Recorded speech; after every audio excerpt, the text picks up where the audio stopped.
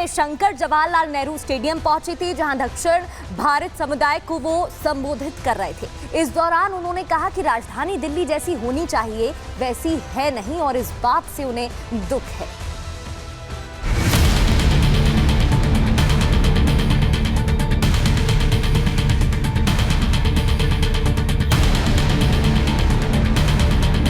राजधानी दिल्ली में ठीक 2 दिन बाद मतदान है। कल से प्रचार अभियान भी थम जाएगा। इस आखिरी चरण में सियासी दलों के दिग्गज मैदान में नजर आ रहे हैं और बार पलटवार तेज हो चुका है। कुछ इसी अंदाज में विदेश मंत्री एस जयशंकर नजर आए जब वो जवाहरलाल नेहरू स्टेडियम में दक्षिण भारतीय समुदाय को संबोधित करने पहुंचे थे।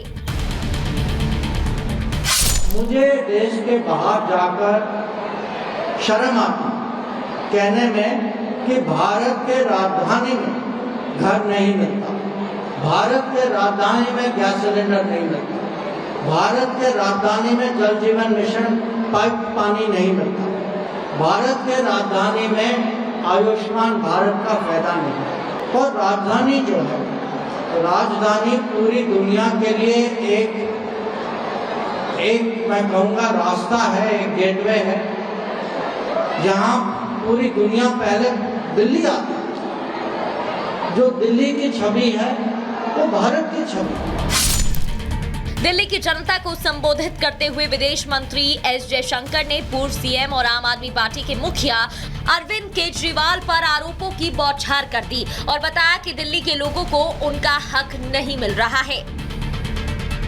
आप जो हैं दिल्ली के निवासी, आप लोगों को अपना हक नहीं मिल रहा। पानी, बिजली, घर, गैस सिलेंडर, हेल्थ ट्रीटमेंट, स्वास्थ्य, मेडिकल, ये आपका हक। प्रचार मुहिम में आम आदमी पार्टी और उनके दिग्गज नेता भी लगातार जुटे हुए हैं, खुद के लिए कामों का दम भर रहे हैं। लेकिन विदेश मंत्री जयशंकर ने दिल्ली सरकार का चिट्ठा खोला और कहा राजधानी को देश का मॉडल होना चाहिए था, लेकिन ऐसा नहीं है। अगर यहाँ की सरकार आपको अपना हक नहीं दे तो 5 तारीख को आप भी एक बार सोच लें कि ये सरकार बदलना चाहिए। जयशंकर ने लोगों को संबोधित करते हुए अपनी पार्टी के संकल्प भी गिनाए और कहा ये किसी आम आदमी का संकल्प नहीं बल्कि मोदी की गारंटी है। यहाँ जो है आप लोगों को जैसे कहा गया कि गैस सिलेंडर मिलेगा, एक्स्ट्रा भी मिलेगा त्योहार के समय में। बहरहाल प्रचार के आखिरी चरण में सभी की कोशिश जनता के बीच पार्टी का नैरेटिव सेट कर वोट बैंक बढ़ाना है। अब देखना होगा कि इस रण में सफलता किसको मिलेगी। दिल्ली में बीजेपी अपना तंबू गाड़ पाएगी या फिर आम आदमी पार्टी कुर्सी बचा लेगी। इंतजार 8 फरवरी तक का करना होगा जब नतीजों का ऐलान होगा। Bureau report, Republic Bharat. तो इंतजार 8 फरवरी का करना होगा जब नतीजों का ऐलान होगा और सबके सामने आ जाएगा। लेकिन इस बीच बागेश्वर धाम के पीठाधीश्वर कृष्ण शास्त्री, धीरेन्द्र कृष्ण शास्त्री कथा करने के लिए पहुंचे थे। इस दौरान उन्होंने सनातनी संदेश तो दिया ही, साथ ही विरोधियों पर हमला भी किया, निशाना भी साधा।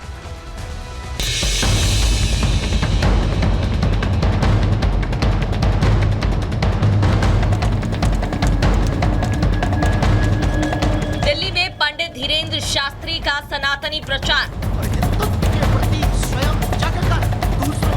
सनातन विरोधियों को लगी मिर्ची और मचा हाहाकार।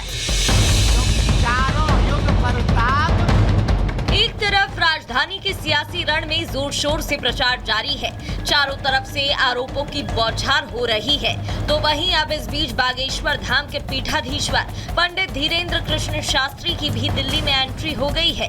दिल्ली के लक्ष्मीबाई नगर में कथा करने पहुंचे पंडित धीरेन्द्र शास्त्री सनातन विरोधियों को आड़े हाथ ले रहे हैं।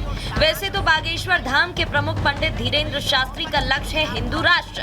मकसद है जाति का भेद मिटाकर सनातनियों को एकजुट करने का और प्रहार करते हैं सनातन विरोधियों पर। लेकिन बाबा बागेश्वर ने इस बार अपनी कथा से इशारों ही इशारों में कुछ ऐसा संदेश दिया जिसके कई मायने निकाले जा रहे हैं। और अब वो दिन दूर नहीं जिस दिन भारत हिंदू राष्ट्र बनेगा। दिल्ली के चुनावी माहौल के बीच धीरेन्द्र शास्त्री ने कहा कि कुछ लोग हिंदू धर्म को न मानकर दूसरे धर्मों में आस्था रखते हैं, जिन्हें मंदिर छोड़कर कहीं जाने की जरूरत नहीं है, कहीं भी दूसरी जगह हाथ जोड़ने की जरूरत नहीं है। हनुमान जी महाराज और बालाजी महाराज पर विश्वास रखो, सारे संकट दूर होंगे।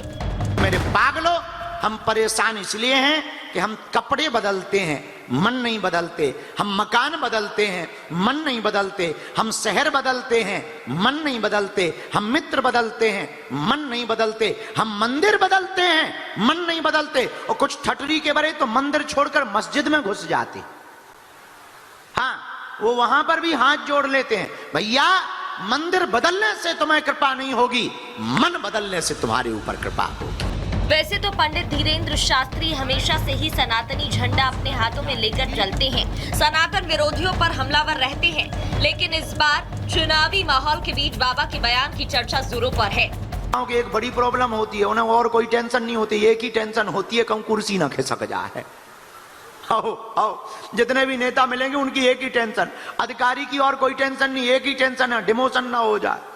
हनुमान जी रोग बाधा से भी मिटाते बचाते हैं। अब आजकल कुछ हिंदू हली उल्लाह वालों के पास जा रहे, पानी पी रहे, अरे पानी नहीं पेशाब आए। ठटरी के बरे हरो, अपने भगवान कम है का? तुम्हें कहूं जावे की फूफा लो जावे की जरूरत नहीं है, अपने बजरंग बली किसी से कम नहीं है। ऐसा नहीं है कि बाबा का ये अंदाज पहली बार दिखा हो, लेकिन जब बाबा बागेश्वर की तरफ से ये कहा जाता है कि सनातनी दूसरों के पूजा स्थलों में न जाए, तो उनके इस बयान की चर्चा भी होती है। सनातन विरोधी अपने अपने मायने निकालकर विरोध में उतर जाते हैं। इतनी मिर्ची लगती है कि बाबा बागेश्वर के बयान को नफरत पैदा करने वाला बताते हैं। धीरेन्द्र शास्त्री का एक बयान सामने आया है, जिसमें उन्होंने कहा कि लोग मस्जिद चले जाते हैं, नज़र बदलनी चाहिए, नज़रिया बदलना चाहिए। मैं समझता हूँ ये हिंदुस्तान के लिए अच्छा नहीं है। यहाँ हिंदुस्तान में हर आदमी को आज़ादी है, चाहे वो मंदिर जाए, चाहे वो मस्जिद जाए, चाहे वो गुरुद्वारा जाए, चाहे वो चर्च जाए। यहाँ का संविधान इतना अच्छा है, इतना खूबसूरत है कि हर आदमी को अपने मन से और अपने तन से किसी भी मजहब पर अमल करने की इजाज़त देता है। मौलाना शहाबुद्दीन ही नहीं, मौलाना साजिद रशीदी भी बाबा के बयान के बाद विरोधा का झंडा उठाए दिखाई दिए। रशीदी ने कहा कि अब नजर बदलनी चाहिए, नजरिया बदलना चाहिए और संविधान का हवाला देने लगे। बाबा के बयान के बाद बौखलाहट इतनी बढ़ गई कि मौलाना रशीदी ने हिंदू धर्म गुरुओं को बीजेपी की लाइन पर चलने वाला ही बता दिया। 2014 के बाद में जिस तरह से हिंदू धर्म गुरुओं के आंखों पर कंटोप लगा है और वो सीधा बीजेपी की लाइन लेना चाहते हैं, बीजेपी को आगे बढ़ाने की बात करना चाहते हैं, मैं समझता हूँ ये अच्छा नहीं है। हिंदू धर्म गुरुओं को एकता की बात करनी चाहिए, प्यार की बात करनी चाहिए। देश में नफरत फैलाने वाली बातें न किसी मुसलमान धर्म गुरु को, न किसी हिंदू धर्म गुरु को अच्छा नहीं लगता। अब सवाल है कि बाबा बागेश्वर की सनातनी हुकार से मौलानाओं को आखिर दिक्कत क्यों हो रही है? दिल्ली के चुनावी समर के बीच हिंदू राष्ट्र की बात होने पर क्यों हाहाकार मचा है? बाबा ने बयान कथा में दिया तो क्यों सियासी मायने निकाले जा रहे हैं, जिस पर अभी तक घमासान मचा है।